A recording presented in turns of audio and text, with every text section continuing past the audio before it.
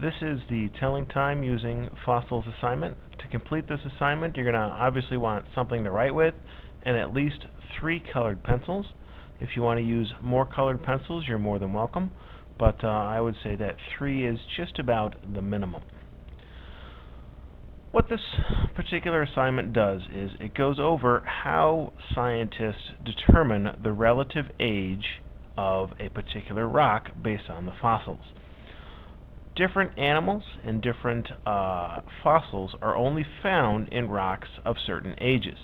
That's because mammals and birds and certain fish have a very limited representation in geologic history. It took a long time for mammals to evolve. It took a long time for birds to evolve.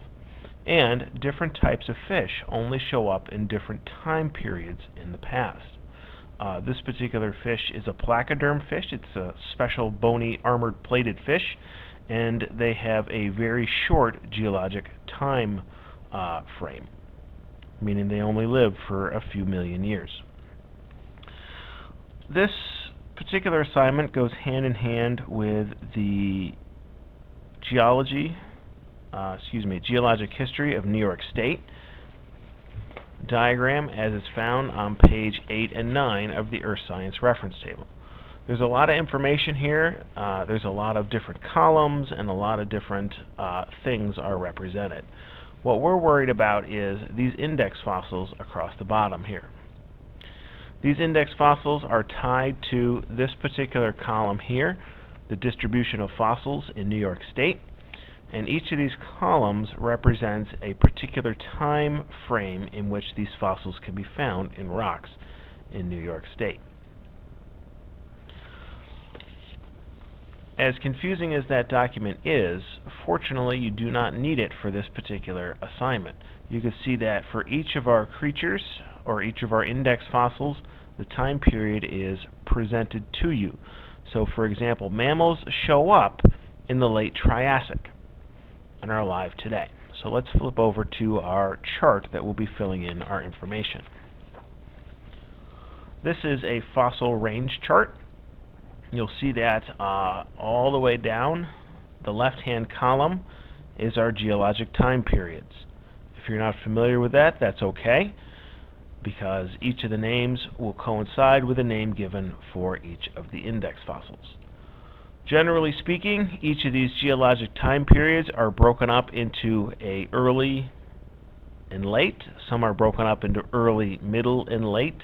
It just really depends on the time period. Now, since we're counting back in time, the early portion of these time periods will actually be towards the bottom of the little box. Middle would obviously be in the middle, and the late would be towards the top. So let's take a look at our mammals. Mammals are represented by letter O on the reference table, and according to our data, they appear in the late Triassic, and they're alive today. If you remember me saying, late Triassic is towards the top of the Triassic box. Let's find Triassic. Triassic is here. Late would be towards the top, so I'll draw a line towards the top, but not at the top. They're alive today. This line here represents present day. So then to show their existence in the fossil record, I will shade in between my two lines.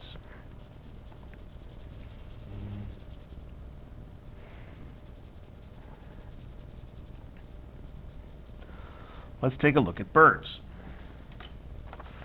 Birds appear in the late Jurassic. Here's my Jurassic period. Late, as I said, would be towards the top. And they're alive today, which means that I put a line at present day, and then I'll shade in between. So according to this chart, you can see that mammals exist in the fossil record for a little bit longer than birds. So mammals actually predate birds in the geologic record. Let's take a look at placoderms. Placoderms appear in the late Silurian. Let's find Silurian. Late would be towards the top. Make sure I'm on the third column over. Make sure I've got a different colored pencil, so late, right there. And they're extinct at the end of the Devonian. So the end would be at the very tippy top of that particular time period. I can then shade that in. So if you find a fossil with a placoderm in it, you can pretty much be guaranteed that it's either from the Devonian or the late Silurian. This is how scientists are able to determine the relative age of rocks based on the fossils they find in them.